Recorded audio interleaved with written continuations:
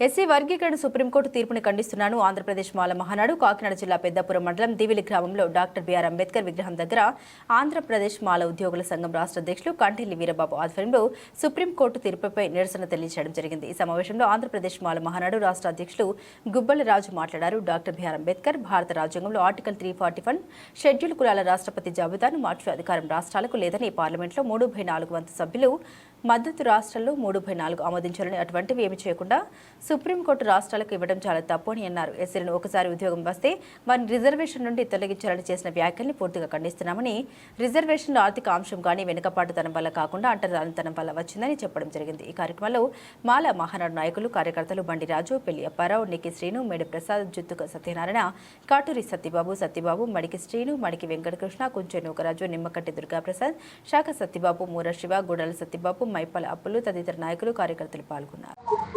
అందరికీ జేబీఎంలు నమస్కారాలు. నా పేరు గుబ్బల రాజు. ఆంధ్రప్రదేశ్ మాల మహానాడు రాష్ట్ర అధ్యక్షుడిగా పనిచేస్తున్నాను. ఈరోజు కాకినాడ జిల్లా పెద్దాపురం మండలం దివిలి గ్రామం జేబీఎం యూత్ వారి ఆహ్వానం మేరకు ఎస్సీల వర్గీకరణపై సుప్రీంకోర్టు ఇచ్చిన తీర్పుపై ఈరోజు దివిలి ఎస్సీపేటలో గల అంబేద్కర్ విగ్రహం వద్ద నిరసన కార్యక్రమాన్ని జేబీఎం యూత్ వారు తలపెట్టారు.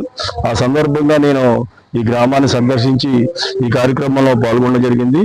ముఖ్యంగా భారత రాజ్యాంగంలో 341 ఆర్టికల్కి పార్లమెంట్లో 3/4 ఎంపీలు ఆమోదం, 3/4 వంతు రాష్ట్రాల ముఖ్యమంత్రులు అనుమతి లేకుండా 341 చట్టానికి ఆర్టికల్కి సవరణ చేయకుండా ఈ 341 రిజర్వేషన్ ముట్టుకోకూడదు అనేసి అంబేద్కర్ ఆ రోజు చాలా కట్టుదిట్టంగా చట్టం చేయడం జరిగింది.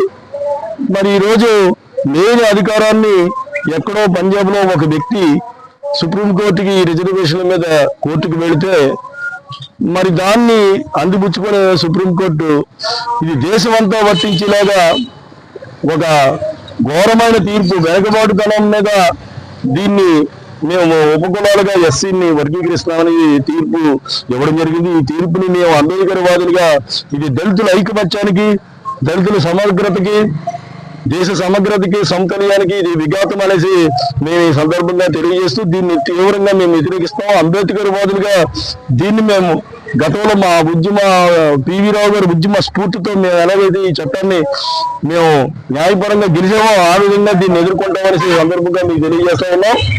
మరి ఈరోజు వెనుకబాటుతనం అంటున్నారు. మరి చంద్రచూడ్ గారు సిజేఐ ధర్మాసనం ఎస్సీల్లో వెనుకబాటుతనం అనేది ఎవరి వల్ల జరిగింది? స్వతంత్రం వచ్చి ఇన్ని సంవత్సరాలు అయితే వెనుకబాటుతనం ఎవరి వల్ల వచ్చింది? రాష్ట్ర ప్రభుత్వాలు అభివృద్ధి చేయాలి. అసలు సహజ ఎస్సీల రిజర్వేషన్ మూల సూత్రాలకు విరుద్ధంగా అసలు అస్పృశ్యులకి రాజ్యాంగంలో 341 ఆర్టికల్ ద్వారా అంబేద్కర్ ఈ రిజర్వేషన్ హక్కులైన చట్టాన్ని పొందుపరిస్తే ఆ సహజ సూత్రాన్ని వదిలేసి వెనకబాటుతనం అంటే మేము సామాజికంగా వెనకబాటుతనం కాదు, మాది సామాజికంగా అంటరాని వాళ్ళే. అంటరానితనం మీద ఇచ్చిన రిజర్వేషన్ ని ఏ విధంగా వెనకబాటుతనంగా సుప్రీంకోర్టు తీర్పు ఇచ్చిందో మాకైతే అర్థం కాలేదు. మరి ఈ వెనకబాటుతనం నిర్మూలించవలసిన ప్రభుత్వాలే ఇప్పటి వరకు నిమ్మక నీరెత్తి ఉండడం వల్లే ఈ సమస్య ఉత్పన్నమైందనేసి ఈ సందర్భంగా తెలియజేస్తాను. రెండో అంశం అండి, పార్లమెంట్లో ఏ విధమైన చర్చ జరగకుండా, రాష్ట్రపతి ఆమోదం తెలపకుండా ఇక్కడ రాష్ట్ర ముఖ్యమంత్రి నారా చంద్రబాబు నాయుడు గారు దీన్ని చట్టం చేసేస్తానంటున్నారు. చాలా విచారకరం అండి. ఈ దళితుల రిజర్వేషన్ మీద దళితుల వ్యతిరేకమైన చర్యగా మేము భావిస్తా ఉన్నాం. రాబోయే రోజుల్లో రాష్ట్ర ప్రభుత్వం తీసుకునే నిర్ణయాలపై మేము కార్యాచరణ రూపొందించుకుంటాం.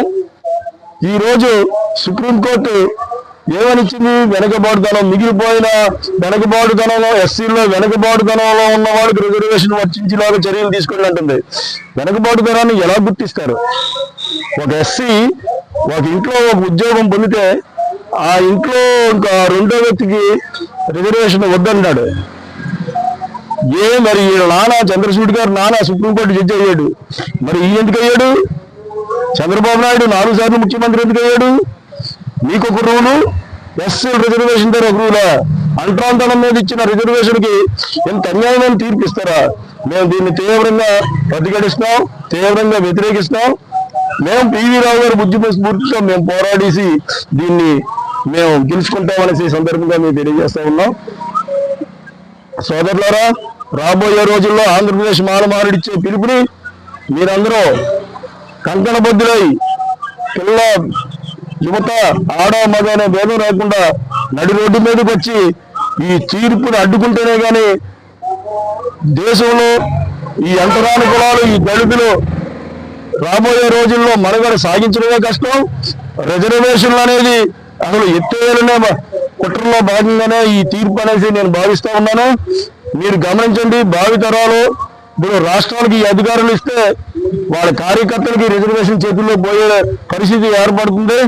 మరి దీన్ని మీరు దృష్టిలో పెట్టుకొని రాబోయే రోజుల్లో ఒక బలమైన ఐకమత్యంతో బలమైన ఉద్యమం చేయడానికి సిద్ధంగా ఉండాలని ఈ సందర్భంగా తెలియజేసి నా ప్రసంగాన్ని ముగిస్తాను. జై భీమ్.